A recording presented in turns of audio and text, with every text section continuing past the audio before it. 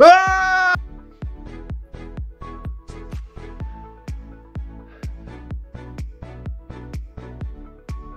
Ah!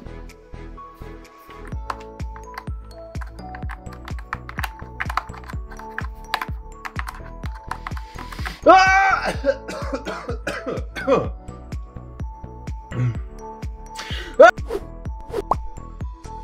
Hello Acolytes, welcome to the Cleric Corner. My name is Riker, and here we talk about all things Dungeons and Dragons, tapping into our higher powers to create worlds more unique and stories more impactful. Now, I'm sorry for all of those ears that I just blew out screaming, but today we're going to talk about barbarians. According to the player's handbook, barbarians are tribal ferocities that hate civilization and channel a primal rage in their fighting. However, we'll be subverting that trope and finding new and unique ways to flavor your barbarian. What if your rage didn't come from anger, or your endurance came from a lineage of giants? And these ideas are just mine, so take what you like and leave the rest. I'll be going over 10 barbarian concepts, and my only hope is that you will be just as reckless with your imagination. But let's address raging first, as it is the arguably most well-known feature of the barbarian and what makes it the class. Lots of people see it as a primal anger, but what if it were other emotions? The passion barbarian is strengthened in a fight through other motives. Instead of raging, a barbarian could get giddy,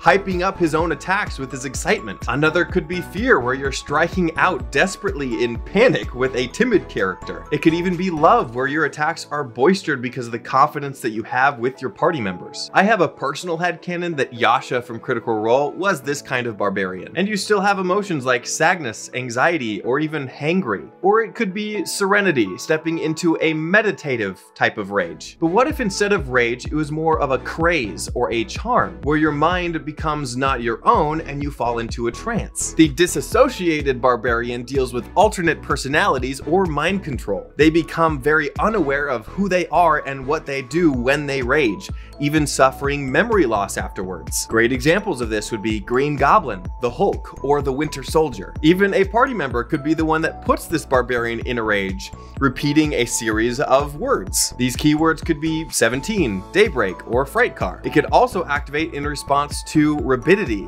adrenaline, or PTSD. In an extreme case, they might even have an out-of-body experience where they're watching their body pummel enemies as they're looking on from above. But this disassociation could come from other sources as well. It could be a possession of some demon or spirit that could be symbiotic or parasitic. This barbarian I like to call the Legion. They have a little devil in their ear that's whispering them to rage and do things that they might not really want to do. Or like the Bible story, the Legion could have a menagerie of spirits inside of them that act out in rage through unfinished business. But these spirits don't always have to be vengeful. Perhaps you are possessed by some sort of draconic spirit that allows you to borrow its strength and endurance. I don't know why, but Power Rangers comes to mind when activating some sort of this spirit totem. But these spirits that share your vessel might be sentient and might have an attitude. But speaking of ethereal, your natural ability to endure hits and stay in the fight might come from more of an undead source. You are on your second life with the Reclaimed Barbarian,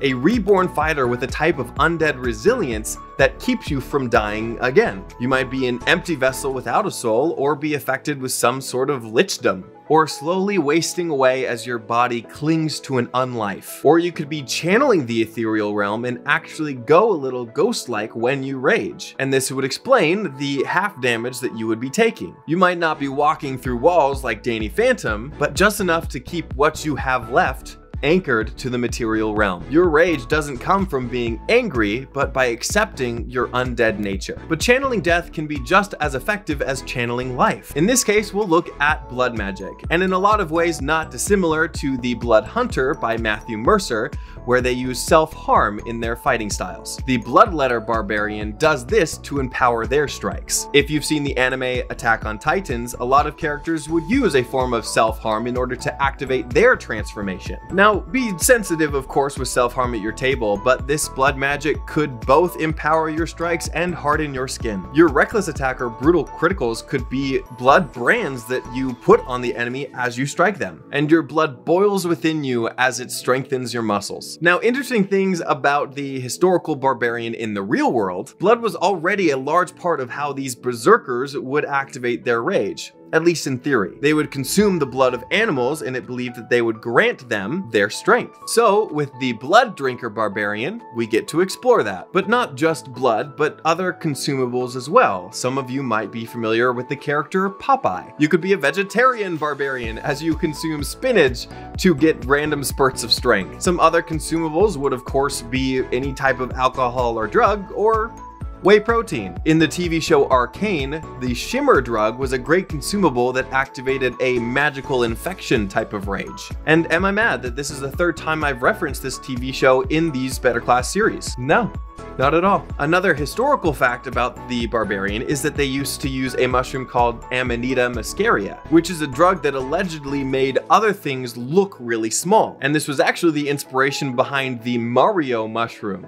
The more you know. Origins and history of classes outside D&D is actually really fun to explore and could provide a lot of inspiration for characters. If you guys would like to see some videos about exploring some of these archetypes through history and the things that made them who they are, let me know in the comments below. For the next archetype, let's say your sturdiness and strengths come from some sort of unique lineage. And much like the draconic sorcerer might get draconic magic from their draconic lineage, even though they might not be dragonborn, the giant barbarian gets their magical lineage from, you guessed it, giants. Their resilience comes from hill giants, ogres, trolls, cyclopses, or other giants, even though they might not be of the Goliath or Furbolg races. The war between dragons and giants continue through their magical descendants. Another unique lineage that could explain your tough skin would be Earth Genasi, or raging could be your skin hardening to brace for attacks. Or you could even be a type of magnet that repels metal weapons when they strike. But play around with your lineage and see if you could find inborn strength from other things. But on the topic of metal and magnets, you could flavor your rages as putting on or donning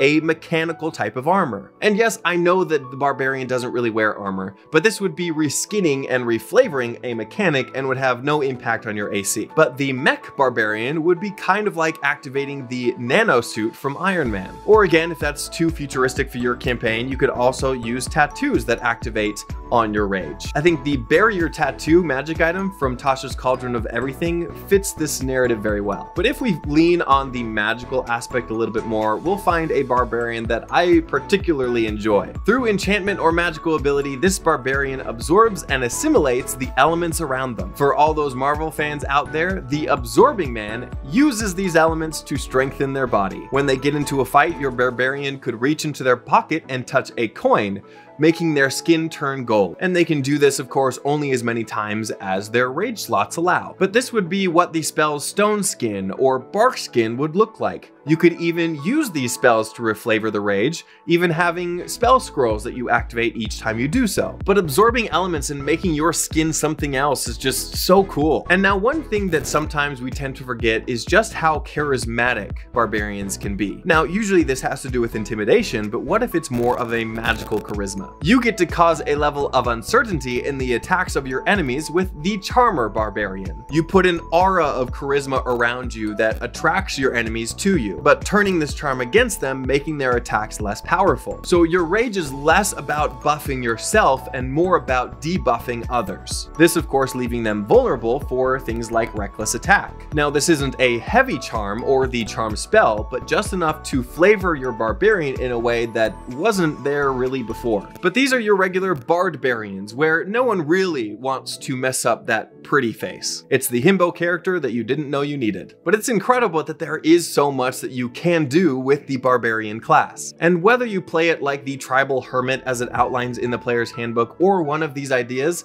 the point is you're having fun. And if you're a DM, whatever brings out the joy in your players as you create your NPCs. And if you guys had any other barbarian ideas that either you've played or created, let me know in the comments below. I'd love to hear about them. Next week, we'll be going over the Paladin class next. So if you think that this video added value to you, like and subscribe so you don't miss it. And if you want to see some homebrew subclasses of some of the archetypes that I've mentioned, I put them all in my Discord linked below. But in the meantime, go out there and spread the good word of D&D and make the world a better place, both on and off your tables.